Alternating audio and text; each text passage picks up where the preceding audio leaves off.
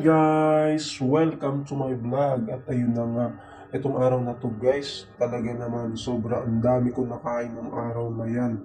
At talagang sulit na sulit. Paano ba naman luto ng aking love of my life yan with sausawang malinamnam na bagoong na may kasamang siling tanggal. Talaga ang katinang lalamunan mo dyan guys. Sa totoo lang.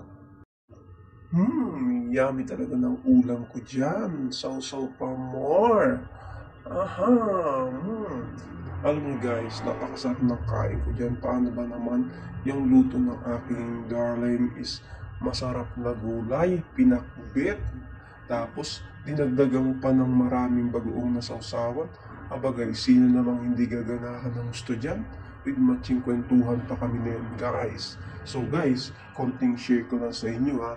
Long distance relationship kami, pero binibigyan namin lagi ng time na yung bawat isa ng mahabang kwentuhan kapag nagkikita kami. Kasi iba pa rin guys kapag yung nagkukwentuhan kayo personal kesa sa cellphone. Kasi minsan sa cellphone, kahit napakagaan lang ng pinag-uusapan ninyo, minsan nag-aaway pa kayo, hindi kayo nagkakaintindihan.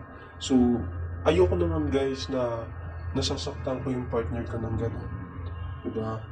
Yung love natin dapat lagi natin iniingatan at saka binibigyan ng importansya. Kaya guys, sa susunod, kwentuhan ko pa kayo na mas marami. Sa ngayon, yun lang muna.